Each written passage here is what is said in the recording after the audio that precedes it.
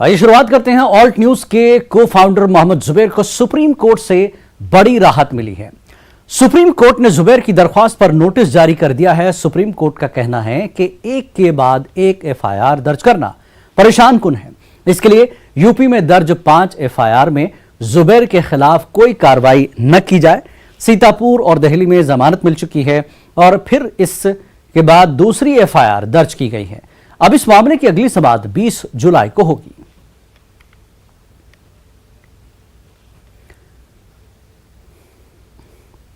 तो आइए इस पूरे मामले पर बात करने के लिए हमारे साथ जुड़ चुके हैं सुशील पांडे। सुप्रीम कोर्ट की पूरी कार्रवाई को देखते हैं, इस पूरे मामले पर नजर बनाए रखे थे। सुशील, आपका खैर मकदम है। सुशील, जिस तरह से जुबैर को लेकर ये पूरा मामला चल रहा है, काफी दिनों से सुर्खियों में है, लगातार 5 एफआईआर दर्ज होती है। आज सुप्रीम कोर्ट ने बहुत सी बातें कही हैं। क्या कुछ टिप्पणी सुप्रीम कोर्ट ने आज कही है जुबैर के केसेस को लेकर? जी देखिए जिलानी, सबसे महत्वपूर्ण बात यह है कि 2018 में ऑल्ट न्यूज़ के को फाउंडर रहे हैं मोहम्मद जुबैर। उनके द्वारा एक फिल्म के एक क्लिप का ट्वीट किया गया जिसमें हनुमान से हनीमून होटल को किया गया था, जिसकी बात उन्होंने कही। हालांकि उनके इस ट्वीट का रिट्वीट भी किया गया, लेकिन 2018 में उनके ट्विटर पर एक शिकायत की गई, जिस पर दिल्ली पुलिस ने कार्रवाई करते हुए उन्हें गिरफ्तार किया। हालांकि इस पूरे मामले में अब जो मल्टीपल एफआईआर उत्तर प्रदेश के राज्य में हुई है, जिसमें से टोटल 6 एफआईआर फिलहाल अभी तक उनके खिलाफ उत्तर प्रदेश में दर्ज की गई है। हालांकि जो एफआईआर एक उसमें दर्ज की गई है सीतापुर में, जिसमें ऑलरेडी फिलहाल मोहम्मद जुबैर को राहत मिल चुकी है, यानी कि उसमें प्रोटेक्शन उनको मिल चुका है। और जिस केस में 2018 में दिल्ली पुलिस ने उनको गिरफ्तार किया था, उस केस में भी पटियाला हाउस कोर्ट से उनको जमानत मिल गई है। उनकी जो वकील हैं वृंदा ग्रोवर, उन्होंने आज सुप्रीम कोर्ट में जो 5 एफआईआर उनके खिलाफ दर्ज किए गए हैं, जिसमें से एक हाथरस में है, 2 लखीमपुर में है, एक गाजियाबाद में है, इन तमाम एफआईआर को क्लब करके उन्होंने उसकी संवैधानिकता को चुनौती दी और ये कहा कि सुप्रीम कोर्ट इस पूरे मामले में सुनवाई करे। हालांकि आज उनके वकील के द्वारा सुबह चीफ जस्टिस की कोर्ट में यह मेंशन किया गया और यह कहा गया कि चूंकि लगातार उनको एक जिले से दूसरे जिले ले जाया जाता है जहां पर उनकी जान को खतरा है, लिहाजा उन्हें जमानत दी जाए। चूंकि जिस एफआईआर के द्वारा उनको गिरफ्तार किया गया, उसी एफआईआर के बिहाफ पर उत्तर प्रदेश में भी तमाम एफआईआर दर्ज किए गए हैं। सीतापुर में उनको प्रोटेक्शन मिला और इसीलिए आज सुप्रीम कोर्ट ने इस पूरे मामले में सुनवाई के लिए हामी भरी। आज जस्टिस डीवाई चंद्रचूड़ और जस्टिस एस बोपन्ना की बेंच ने इस पूरे मामले की सुनवाई करी। वृंदा ग्रोवर की तरफ से कोर्ट में यह दलील दी गई कि चूंकि वो एक फ्रीलांस जर्नलिस्ट हैं और अपनी बातों को रखने की उन्हें आजादी है, और यही फिलहाल कहीं ना कहीं एक बड़ा ऑब्जर्वेशन कोर्ट की तरफ से भी दिया गया था जब पटियाला हाउस कोर्ट ने मोहम्मद जुबैर को जमानत दी और यह कहा गया कि आर्टिकल 19A में उनको यह इजाजत संविधान देता है कि वो अपने बातों को कह सकते हैं। हालांकि आज डीवाई चंद्रचूड़ की तरफ से जब इस पूरे मामले की सुनवाई की जा रही थी तो सुप्रीम कोर्ट ने भी ये कहा कि जिस तरह मल्टीपल एफआईआर एक विवादित ट्वीट के मामले पर उनके ऊपर दर्ज की गई है, ये वाकई कहीं ना कहीं चौंकाने वाला है। हालांकि सुप्रीम कोर्ट में उत्तर प्रदेश सरकार की तरफ से इस दलील का विरोध किया गया और यह कहा गया कि मोहम्मद जुबैर पर विवादित ट्वीट का ही मामला नहीं है, बल्कि उनके खिलाफ एफसीआरए के वायलेशन का भी मामला चल रहा है, जिसमें उन्हें फौरन से फंड मिला है, जिसकी जांच फिलहाल पुलिस कर रही है। इस पूरे मामले में यूपी पुलिस की तरफ से कोर्ट में यह कहा गया कि लगभग 56 लाख रुपए का फंड उनको सीरिया, पाकिस्तान और कराची से मिला है, दुबई से मिला है, जिसकी फिलहाल जांच अभी इस पूरे मामले में यूपी पुलिस कर रही है। सबसे महत्वपूर्ण बात इस पूरे मामले में यह है कि जब पटियाला हाउस कोर्ट जिलानी इस मामले की सुनवाई कर रहा था तो एक बड़ा सवाल उन्होंने यूपी पुलिस से किया, माफ कीजिएगा दिल्ली पुलिस से सवाल किया था और यह कहा था कि जिन तमाम लोगों ने मोहम्मद जुबैर के खिलाफ एफआईआर दर्ज किए, क्या उनसे पूछताछ किया गया? या इस पूरे मामले में जो गवाह हैं क्या उनके बयान को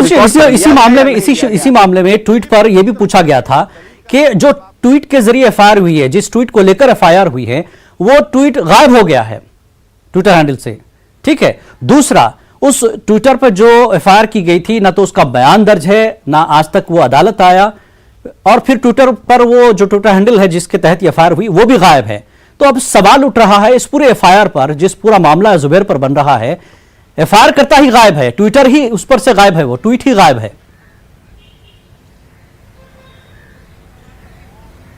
जी, यही एक बड़ा सवाल फिलहाल पटियाला ने किया भी था कि आखिर जो शिकायत करता है क्या उसके बयान को रिकॉर्ड पर लिया गया, क्या उसको फिलहाल पूछताछ के लिए बुलाया गया, जो शिकायत किया जिसमें उन्होंने कहा था कि सामाजिक जो वैमनस्य है या समाज में कहीं ना कहीं एक खंडन पैदा हो सकता है इस ट्वीट से, उसको लेकर कहीं ना कहीं एक बड़ा सवाल किया गया था। हालांकि दिल्ली पुलिस ने कहा चूंकि ये इन्वेस्टिगेशन का पार्ट है और जब जरूरत पड़ेगी तो वो उस पूरे प्रकरण को लेकर आगे बढ़ेंगे, लेकिन एक बड़ा सवाल है कि अगर किसी भी व्यक्ति के द्वारा कोई भी विवादित टिप्पणी की जाती है तो जो शिकायत करता होता है उसका बयान संबंधित एजेंसी जो जांच कर रही होती है वो सबसे पहले दर्ज करती है। लेकिन मोहम्मद जुबैर के केस में ऐसा नहीं हुआ है।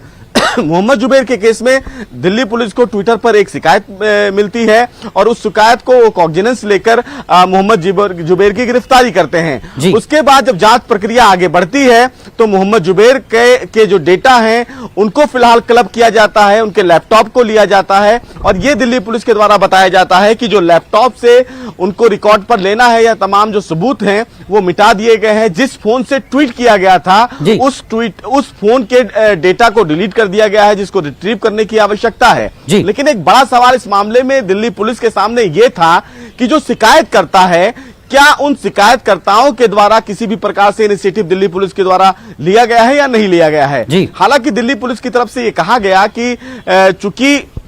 जिस एफसीआरए के वायलेशन की बात कही जा रही है वो फिलहाल ऑल्ट न्यूज का जो वेबसाइट है वो फिलहाल उसके दायरे में नहीं आता है। ऑल्ट न्यूज के वेबसाइट पर ही रोजर पे के द्वारा तमाम डिटेल सामने है और जो चंदा मिलता है वो 500, 1000 और बमुश्किल 10,000 रुपए का चंदा उसको मिला है। लेकिन इसकी जानकारी बाकायदा उनकी वेबसाइट पर है और जो भी चंदा फिलहाल उनको मिलता है उस चंदे का बाकायदा चंदा देने वालों का पैन कार्ड और वो जो सिटीजन्स होते हैं वो इंडियन सिटीजन्स होते हैं जिनकी पूरी जानकारी साझा की जाती है। रोजर पे ने इसकी जानकारी भी दिल्ली पुलिस को बाकायदा एक नोट के द्वारा दी। इन तमाम दलीलों को देखने के बाद ही कोर्ट ने फिलहाल मोहम्मद जुबैर को राहत दी और यही एक बड़ा सवाल फिलहाल सुप्रीम कोर्ट के समक्ष आया। सुशील, जिस तरह से आपने इशारा किया है कि ऑल्ट न्यूज ने ये क्लियर किया था कि हमें सिर्फ इंडियन अकाउंट्स जो शहरी हैं, हिंदुस्तान के शहरी हैं वही और हिंदुस्तान के ही बैंक अकाउंट के जरिए उनको जो है वो चंदा दे सकते हैं, ये उन्होंने क्लियर कर दिया है। तो अब इस केस में क्या नया मोड़ आ सकता है, क्योंकि ऑल्ट न्यूज की तरफ से सारी सफाई दे दी गई और जहां तक ट्वीट का मामला है, ट्वीट के मामले में थोड़ा मामला कमजोर पड़ता नजर आ रहा है क्योंकि न तो जिसने शिकायत की उसका बयान दर्ज है और ना ही वो ट्वीट वहां पर मौजूद है। अब इस केस पे आगे के नतायज क्या होंगे, क्या असरात हो सकते हैं, जानकारों का मानना क्या है? देखिए देखिए जिस तरह एफसीआरए के वायलेशन की बात जिस तरह दिल्ली पुलिस कर रही है जिलानी की